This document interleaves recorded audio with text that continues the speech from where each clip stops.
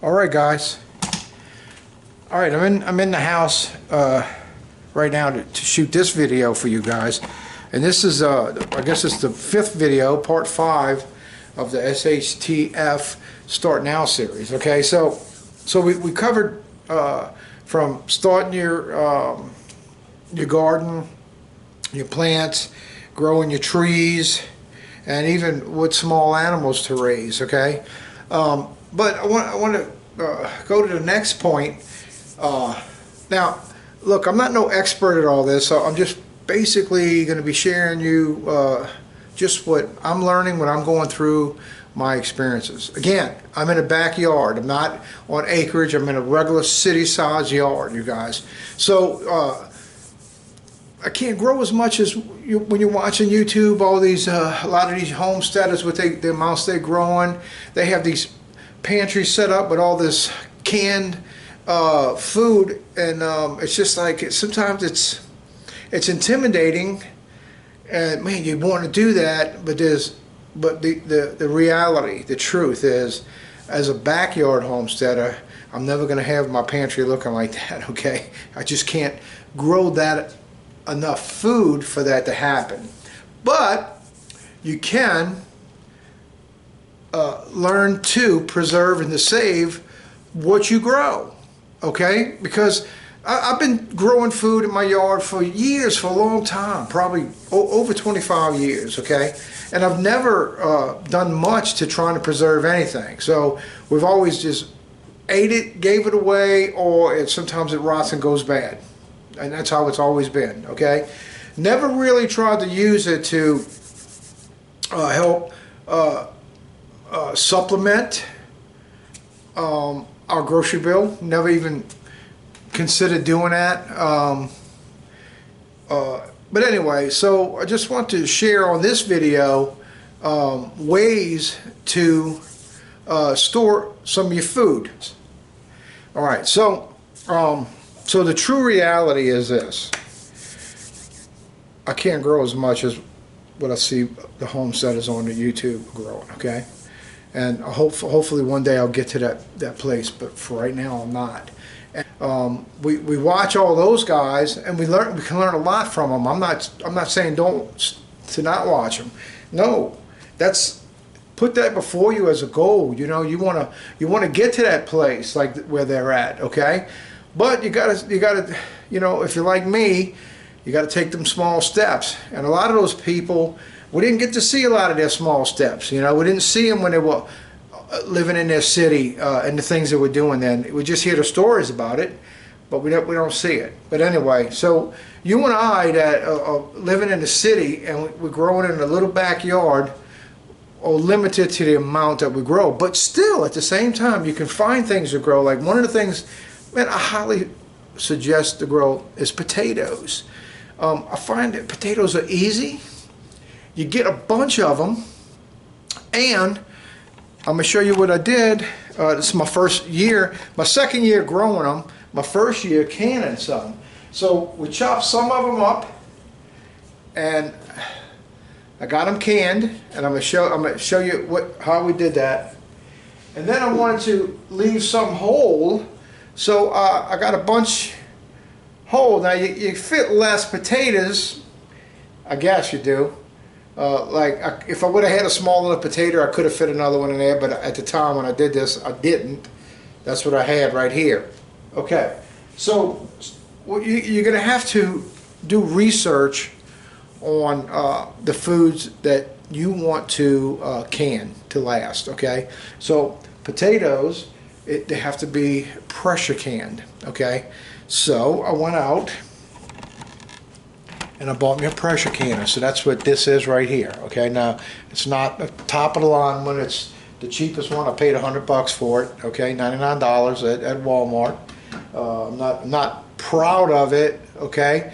But it did the job. It's doing the job right now. You know, until I get to the point where I got so much where I'm doing a lot more of this, I'll upgrade to the better ones, which are like $400 and $500, $600. They go up to $1,200 on pressure canners, okay?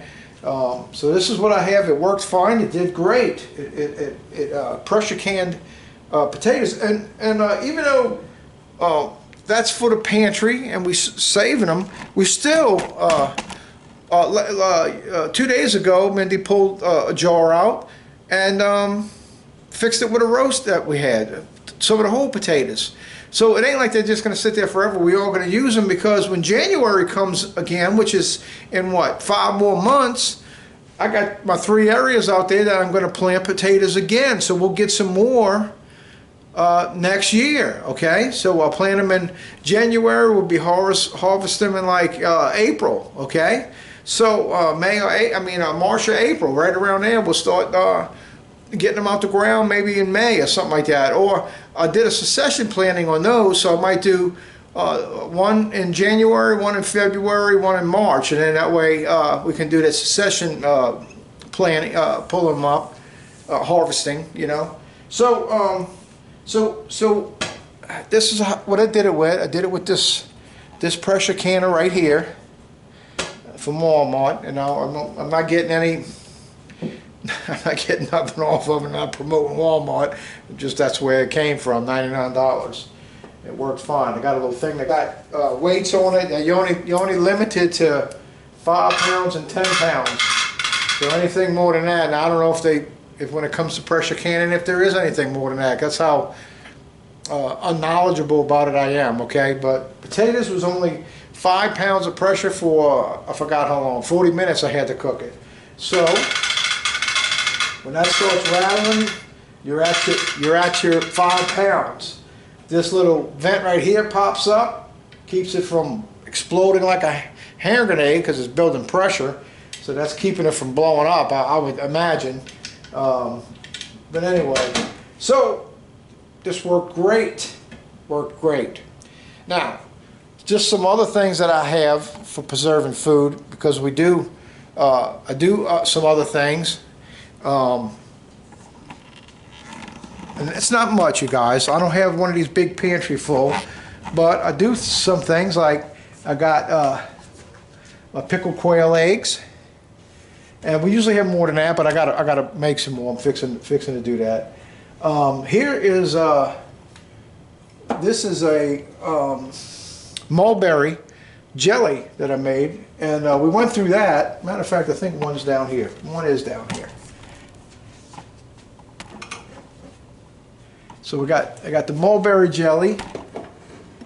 This is some honey. That's not mine. I don't have my beehive going yet, but I got a guy down the street that I get it from. It's right here in the neighborhood. So this is very local honey. So there's 3. We got another one over there in the cabinet that we eating out of, but I went and bought 4 jars from them. Now this is not nothing I canned or nothing, but these are vanilla beans, and I ordered that online, and we making our own vanilla, and these have been almost a year sitting, and we've been using them and all. Over here I got pickles, I got okra in here, and peppers. Right here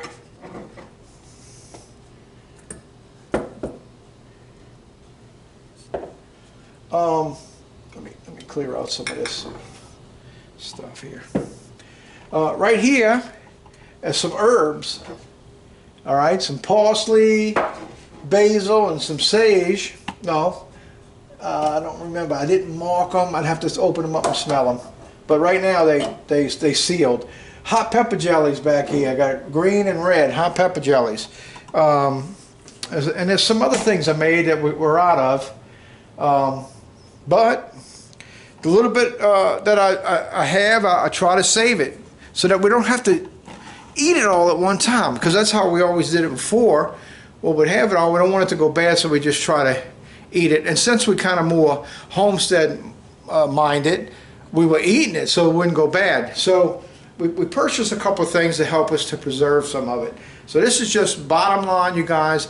I don't have no freeze dryer.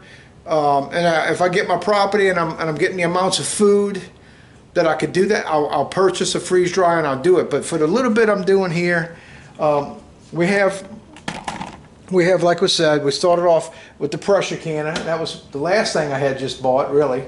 And then we have the water canner here, and this is the one some things don't need to be pressure canned. You can just do the water can, and you have your little basket that you put your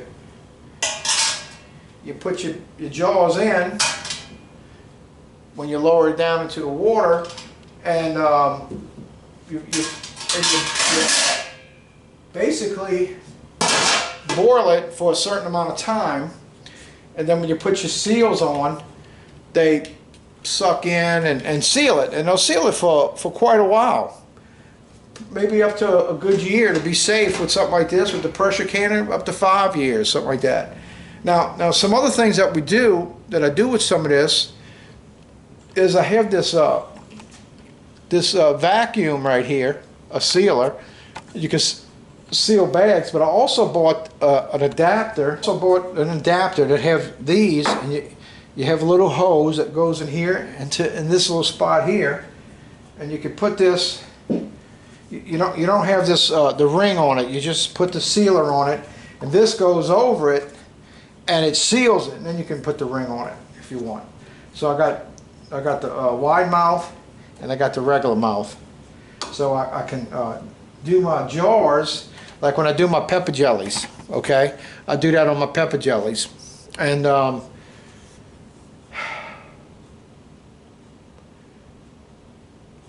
I don't do it on my pickled eggs, because when I put them in there hot, they ping on their own when I'm setting them out to dry. So anyway, that's just to kind of give you a heads up, you guys, on some of the stuff. Like I'm learning, you guys. So I'm not going to sit here and tell you what food you can do in the pressure can and what you can do in the water. You got to research all that yourself. But I'm just letting you know that we got some things saved and preserved here. Because we have these things. The one on the end here, right there, is a dehydrator, and that's what I did my some of my herbs with the dehydrator. I dehydrated them, and then I put them in the jars, and then I used a vacuum, and I sealed it. So I have some herbs there. So I want to do that with some more of my herbs. That was a trial run, a practice run. It went great. So I want to do that. I want to do that some more. So I got a dehydrator, and I can put meat in there and dehydrate meat and make some jerky. And I also have American Sun oven, and I have the dehydrating shelves that come with it, and I can actually set that thing out in the sun and dehydrate my herbs and meats and stuff. I don't have that out here, but it's an all American Sun oven. Sometimes if you go looking through my videos, I have a video on it, and we cook in it. I've boiled eggs in it.